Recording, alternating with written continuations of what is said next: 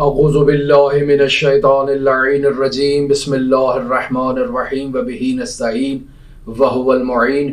ہماری آپ کے ساتھ گفتگو رؤیت ہلال کے مسئلے میں جاری ہے۔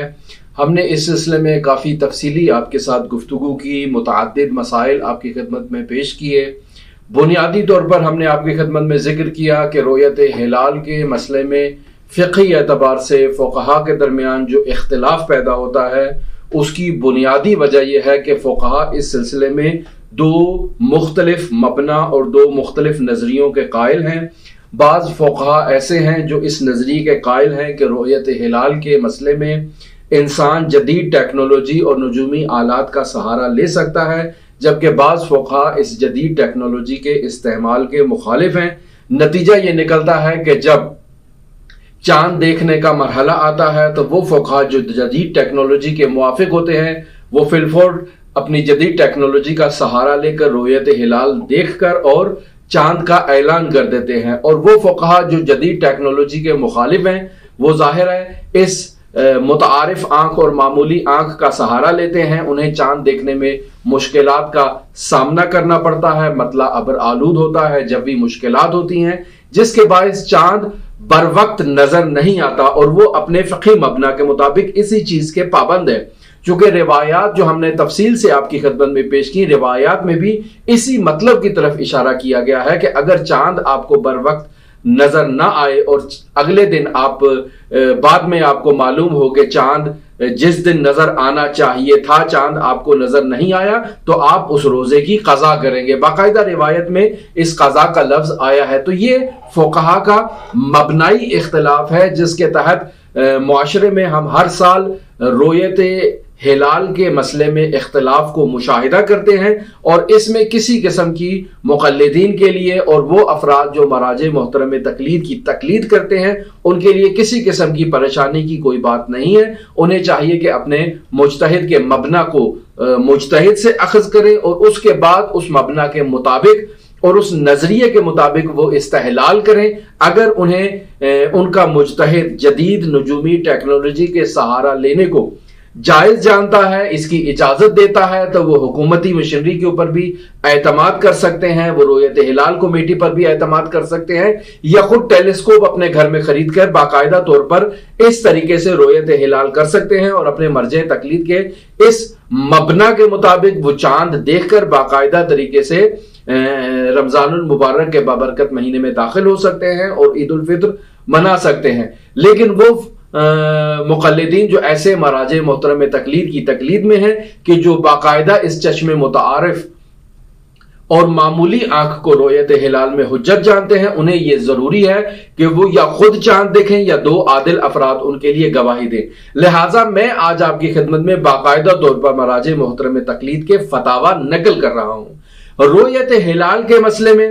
فقہا قمری مہینے کے آغاز سے متعلق جن چیزوں کو علامت کے طور پر بیان کرتے ہیں، یعنی قمری مہینہ ثابت کرنے کے 5 طریقے یا 4 طریقے فقہا نے بیان کیے ہیں۔ وہ فقہا جو اس مسئلے میں لکھتے ہیں کہ قمری مہینے کا آغاز 5 طریقوں سے ممکن ہے، ان فقہا میں سر فہرست حضرت آیت اللہ العظمیٰ مرحوم امام خمینی رحمت اللہ علیہ ہیں، مرحوم حضرت آیت اللہ العظمیٰ فاضل لنکرانی ہیں۔ یہ 5 طریقوں کے موافق ہیں۔ اس کے علاوہ زندہ مراجع محترم تقلید میں حضرت آیت اللہ العظمیٰ امام خامنئی، آیت اللہ العظمیٰ ناصر مکارم شیرازی، آیت اللہ العظمیٰ شیخ اسحاق فیاض جو نجف اشرف کے مراجع تقلید میں سے ہیں، آیت اللہ العظمیٰ نوریہ حمدانی، اور آیت اللہ العظمیٰ عبداللہ جوادی آمولی۔ آیت اللہ جوادی آمولی اس مسئلے میں 5 پہ اکتفا نہیں کرتے بلکہ 6 چیزوں کو بیان کرتے ہیں کہ رؤیت ہلال کے مسئلے میں 6 طرق سے نیا قمری مہینہ ثابت ہو جاتا ہے۔ وہ فقہا کہ جو رؤیت ہلال کے مسئلے میں صرف 4 طریقوں کو بیان کرتے ہیں اور کہتے ہیں کہ صرف 4 چیزوں سے نیا چاند ثابت ہوتا ہے، 5 چیزوں سے نیا چاند ثابت نہیں ہوتا، ان فقہا میں سر فہرست آیت اللہ مرحوم جواد تبریزی صاحب، آیت اللہ العظمیٰ سیستانی اور آیت اللہ سید موسیٰ شبیری زنجانی۔ وہ فقہا جنہوں نے اس مسئلے کو اپنے رسالہ عملیہ میں اصلاً ذکر نہیں کیا، ان میں آیت اللہ العظمیٰ بہجت ہیں، آیت اللہ العظمیٰ نوریہ حمدانی ہے اور آیت اللہ العظمیٰ صافیہ گلپیگانی ہے۔ آپ اس مراجع محترم کی جامع توضیح المسائل میں اس مسئلے کو باقاعدہ طور پر مشاہدہ کر سکتے ہیں۔ پہلا مسئلہ جسے فقہا نے ذکر کیا ہے کہ رؤیت ہلال کو ثابت کرنے کا پہلا راستہ یہ ہے کہ انسان خود استحلال کرے اور خود چاند کو مشاہدہ کرے۔ اگر انسان خود استحلال کرے اور باقاعدہ طور پر خود چاند کو مشاہدہ کرے تو اس کے لیے چاند کو ثابت ہو سکتا ہے۔ منتہا دو فقہا اس مسئلے کو اس طرح سے بیان کر رہے ہیں کہ انسان باقاعدہ طور پر ٹیلیسکوپ کا سہارا لے سکتا ہے اور اس ٹیلیسکوپ کی مدد سے وہ نیا چاند کشف کر سکتا ہے۔ یہ دو فقہا کون سے ہیں؟ آیت اللہ العظمیٰ سید علی خامنائی رہبر معظم انقلاب اسلامی اور مرحوم آیت اللہ العظمیٰ محمد فاضل لنکرانی۔ یہ دو فقہا ایسے ہیں کہ جو رؤیت ہلال کے مسئلے میں جدید ٹیکنالوجی کا سہارا لینے کی اجازت دیتے ہیں اور اسے جائز جانتے ہیں۔ یقینی بات ہے غیر متعارف اور فقہا بھی اس مسئلے میں ان دو بزرگوار شخصیات کے ہمراہ ہوں گے، لیکن ہم نے اتنا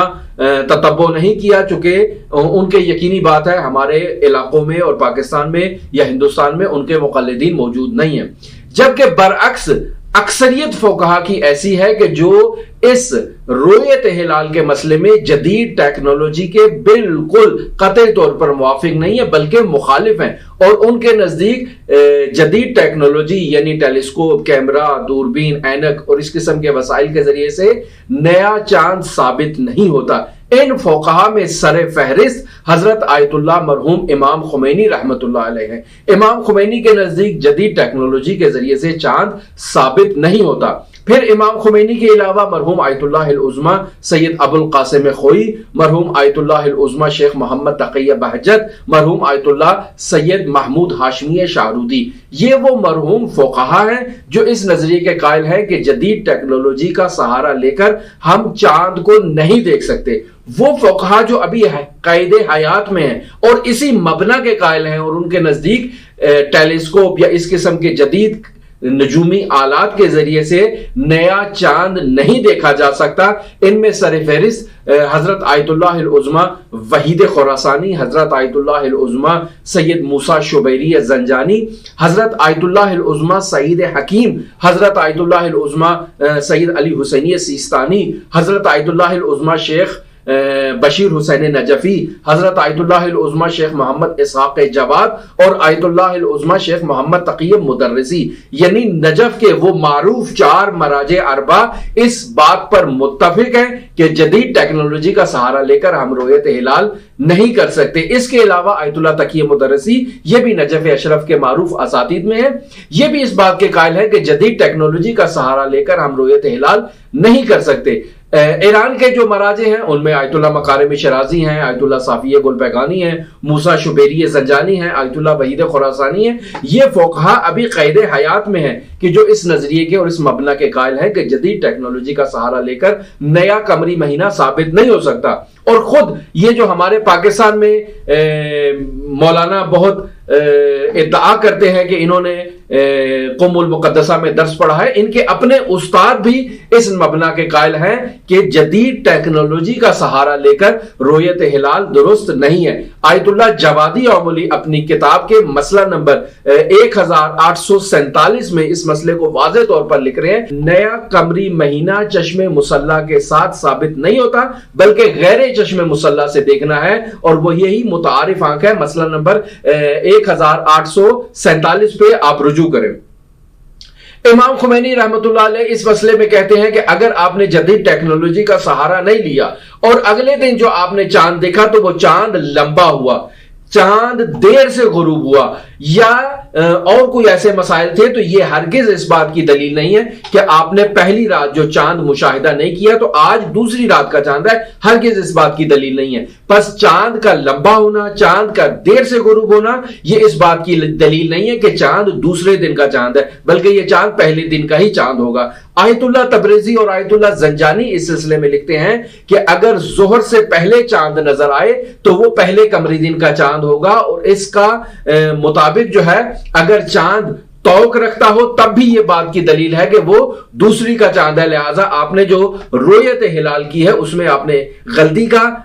جو ہے وہ شکار ہوئے. لہٰذا آپ کو اگر اول ماہ مبارک کا ادراک کرنا تھا تو وہ آپ درک نہیں کر سکے, ایک دن کا روزہ آپ قضا کریں گے. اور اگر شوال المکرم میں داخل ہونا تھا تو آپ نے رمضان المبارک کو جو ہے وہ طول دیا ہے اور اول شوال کو تلاش کرنے میں آپ سے غفلت ہوئی ہے. آیت اللہ سیستانی اس سلسلے میں لکھتے ہیں کہ چاند کا توق رکھنا اس بات کی دلیل نہیں ہے کہ یہ چاند دوسری کا چاند ہے, بلکہ یہ چاند پہلی کا چاند ہے. میں اس شخصیت سے سوال کرنا چاہتا ہوں کہ جو پاکستان میں بڑے فریاد کر کے ہر سال جو ہے وہ دوپہر کو ہی رؤیت ہلال کا دعویٰ کر دیتے ہیں اور کہتے ہیں کہ چاند نظر آ جائے گا اور کوئی مسئلہ نہیں ہے. میں ان سے سوال کرنا چاہتا ہوں کہ یہ فقہا جو رؤیت ہلال کے مسئلے میں نجومی حالات کو معتبر نہیں جانتے, اور تقریباً میں نے 13 سے زائد فقہا کے نام باقاعدہ آپ کی خدمت میں ذکر کیے ہیں, یہ جو نجومی آلات کو معتبر نہیں جانتے اور ان کی عدم حجیت کو قائل ہیں, کیا ان فقہا نے اسلام کے ساتھ خیانت کی ہے؟ جو آپ ہر سال دعویٰ کرتے ہیں کہ یہ فقہا جو ہے یہ اسلام کے لیے مایہ ذلت ہے, مایہ آبرو ریزی ہے اسلام کی, کیا ایسی بات ہے؟ تو پھر امام خمینی تو ان میں سر فہرست ہیں کہ جو اس جدید ٹیکنالوجی کو رؤیت ہلال کے مسئلے میں تسلیم نہیں کرتے ہیں. یہ فقہا جو اس مبنا کو اختیار کر رہے ہیں کہ جدید ٹیکنالوجی کا سہارا لینا درست نہیں ہے, کیا یہ حضرت سید الاوصیاء امیر المومنین علی ابن ابی طالب علیہ آلاف و تحیت و ثنا کے دشمن ہیں, جو آپ اپنی تقاریر میں انہیں اس انداز میں بیان کرتے ہیں کہ جیسے یہ کوفی ہیں, جیسے یہ ایسے لوگ ہیں کہ جو حضرت سید الاوصیاء کے ساتھ وفا نہیں کرتے تھے؟ کیا یہ فقہا ان کی فہرست میں شامل ہوتے ہیں؟ کیا ایک ملک میں 2 یا 3 چاند نظر آنا اسلام کے ساتھ خیانت ہوگی؟ کیا ایک ملک میں 2 یا 3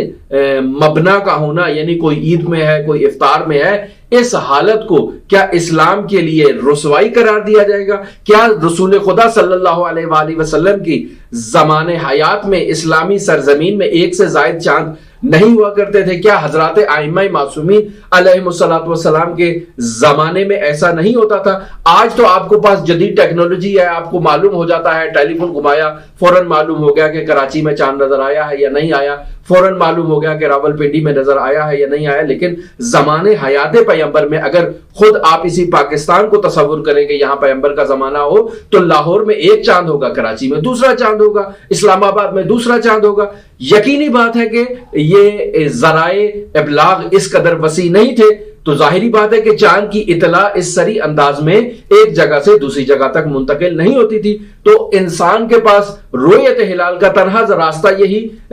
خود آنکھ سے دیکھنا تھا, اور تمام روایات میں جو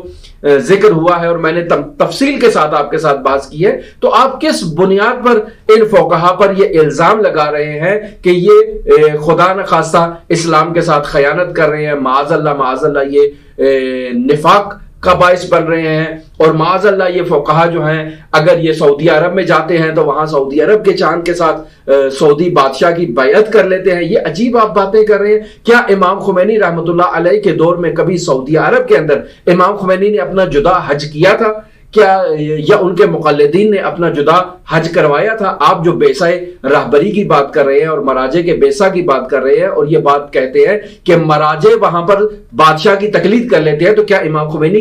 کے دفاتر بھی وہاں بادشاہ کی تقلید کرتے تھے؟ کیا موجودہ رہبر کے دفاتر بھی وہاں بادشاہی کی تقلید میں ہوتے ہیں؟ کیا کبھی کسی فقیہ کے مقلدین نے یا خود کسی فقیہ نے یہ دعویٰ کیا ہے کہ میں تہران میں فلاں ٹائم پہ ظہر کی نماز پڑھتا تھا, کسی بھی ملک میں جاؤں گا تو میں نے اسی ٹائم پر ظہر کی نماز پڑھنی ہے ولا غیر؟ کیسی باتیں کرتے ہیں آپ, اور عوام کو ان شبہات سے عوام کے ذہن کو پیچیدہ کر رہے ہیں. آپ تھوڑا فقہی منابع کو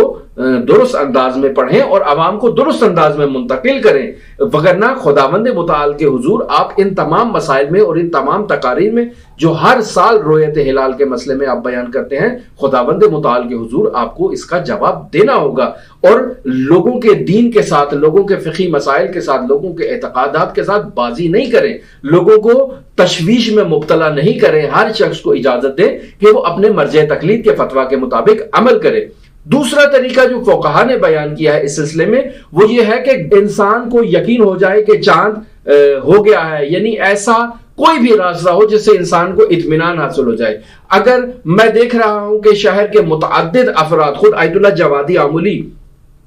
اپنے رسالہ عملیہ میں اس مسئلے کو ذکر کر رہے ہیں کہ اگر میں صبح اٹھا اور میں نے جا کے دیکھا کہ تمام دکانیں جن میں کھانے پینے کی چیزیں فروخت کی جاتی ہیں، ان تمام دکانوں کے اندر جو ہے وہ کھانے پینے کی چیز فروخت نہیں کی جا رہی اور لوگوں نے امساک کیا ہوا ہے، تو یہ اس بات کی دلیل ہے کہ رمضان المبارک آغاز ہو چکا ہے. تو یہ ایک اطمینان کا ذریعہ ہے، یعنی رؤیت ہلال کے مسئلے میں یا اول ماہ کے ثابت ہونے میں اطمینان انسان کو حاصل ہونا چاہیے. یہ اطمینان کیسے ہو؟ جب کثیر افراد انسان کے لیے گواہی دے رہے ہیں کہ چاند نظر آ گیا، تو اطمینان انسان کو ہو سکتا ہے، وہ بھی ایسے افراد کے جن کی کہنے سے انسان کو یقین ہو جائے. ممکن ہے یہ اطمینان انسان کو وزارت سائنس اینڈ ٹیکنالوجی کے اعلان سے ہو جائے، ممکن ہے رؤیت ہلال کمیٹی سے کہ کہنے پر انسان کو ہو جائے. جس طریقے سے بھی انسان کو اطمینان ہو جائے، انسان اس اطمینان کی بنیاد پر اول ماہ قمری کو ثابت کر سکتا ہے. آیت اللہ زنجانی اس سلسلے میں فرماتے ہیں کہ یہ جو افراد رؤیت ہلال کے مسئلے میں گواہی دے رہے ہیں، ان کی گواہی میں آپس میں اختلاف نہیں ہونا چاہیے، بلکہ ان کی گواہی متفق علیہ مسئلے پر ہونی چاہیے تاکہ انسان کو اطمینان ہو جائے. آیت اللہ سیستانی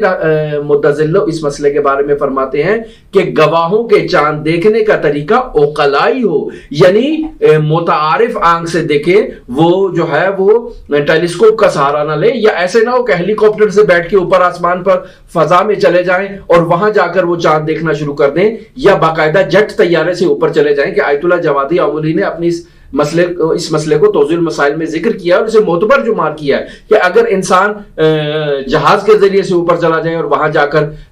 متعارف طریقے سے وہ رؤیت کرے تو کوئی مشکل نہیں ہے. لیکن آیت اللہ سیستانی فرماتے ہیں کہ نہیں، عقلائی طریقہ اس میں ہونا چاہیے. باقی جو 4 راستے ہیں جن کے ذریعے سے قمری مہینہ ثابت ہوتا ہے، میں آپ کی خدمت میں بیان کرتا ہوں، ہمارے ساتھ رہیے گا. اللہم صلی علی محمد و آل محمد وعجل فرج قائم آل محمد.